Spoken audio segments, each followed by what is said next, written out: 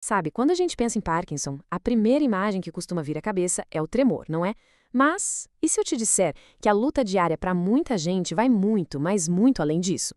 Hoje a gente vai mergulhar em como a cannabis pode abrir uma nova janela de esperança, olhando para sintomas que nem sempre recebem tanta atenção.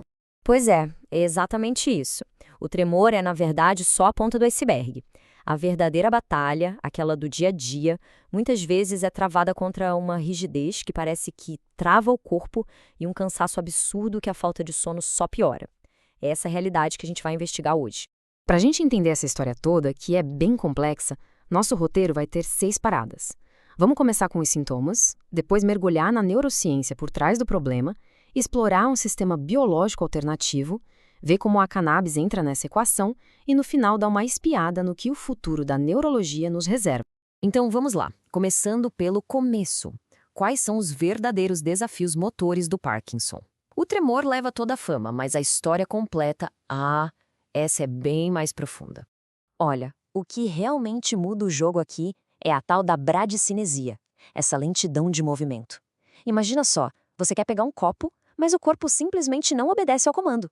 Agora junte isso com a rigidez, essa sensação de estar travado, e pronto, as tarefas mais simples do dia a dia viram verdadeiros desafios gigantescos. Tá, mas por que acontece essa pane toda no sistema motor? Para entender a raiz do problema, a gente precisa dar um zoom lá dentro do cérebro e descobrir onde essa falha de comunicação começa. E aqui está o epicentro de tudo, a substância negra.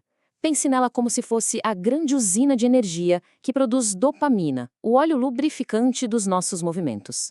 No Parkinson, essa usina começa a falhar, a desligar, e aí a comunicação que permite um movimento fluido simplesmente se perde. A diferença é gritante. De um lado, um fluxo constante de dopamina, garantindo que tudo funcione direitinho. Do outro, uma falta que causa uma pane geral. No fim das contas, o Parkinson é uma crise de abastecimento químico no cérebro. Durante décadas, a principal solução para isso tem sido a levodopa. É um medicamento super eficaz, que basicamente entrega a matéria-prima para o cérebro fabricar a dopamina que está faltando. Só que o tratamento a longo prazo tem lá os seus próprios desafios, e eles não são pequenos.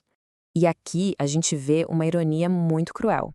O mesmo remédio que devolve o controle do movimento pode, com o tempo, tirá-lo de uma outra forma. A tal da discinesia cria movimentos que a pessoa não controla, que são super angustiantes e que em alguns casos se tornam tão ou mais incapacitantes que os próprios sintomas do Parkinson. E é exatamente aqui que a história fica fascinante. E se existisse um tipo de sistema de backup no cérebro? Uma rede de controle alternativa localizada exatamente nas mesmas áreas afetadas pelo Parkinson? Pois é, ele existe.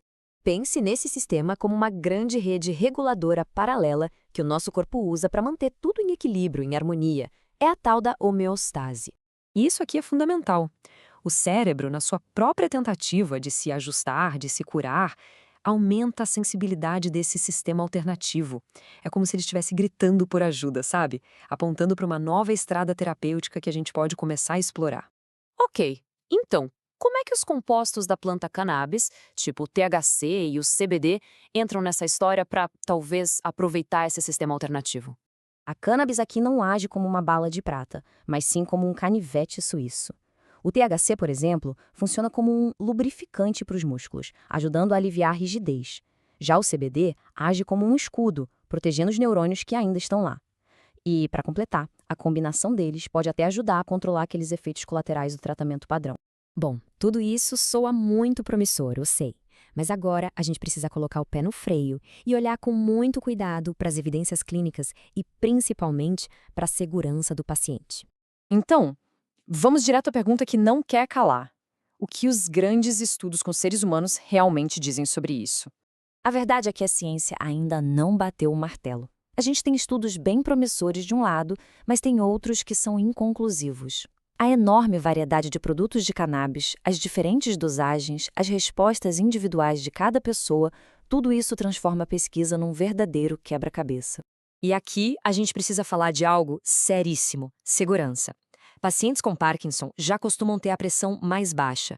Como a cannabis também pode baixar a pressão, o risco de quedas aumenta. Por isso, a regra de ouro é inegociável: começar com doses mínimas e ir bem devagar, sempre com acompanhamento médico rigoroso. E toda essa busca por novas terapias está nos levando a um entendimento muito mais profundo da nossa própria biologia, que vai bem além do sistema endocannabinoide que a gente conhecia. Pensa assim, se o sistema endocannabinoide era um país que a gente estava começando a mapear, o endocannabinoidoma é como descobrir um continente inteiro. É uma rede gigantesca de moléculas e receptores que funciona quase como um sistema operacional interno, regulando o nosso bem-estar. Essa imagem nos dá uma pequena ideia da imensa complexidade disso tudo. Não é uma rua de mão única, mas sim uma teia, uma rede de interconexões bioquímicas. E cada pontinho nessa rede representa uma nova possibilidade, uma potencial chave para tratar não só o Parkinson, mas inúmeras outras condições. E o que tudo isso significa para o futuro? Significa que talvez a gente esteja no limiar de uma nova era na medicina. Uma era onde a gente não trata apenas os sintomas, mas consegue ajustar com precisão o nosso próprio sistema regulador interno. A resposta para o Parkinson talvez não esteja em uma única molécula, mas sim na nossa capacidade de entender e reger toda essa sinfonia bioquímica que acontece dentro de nós.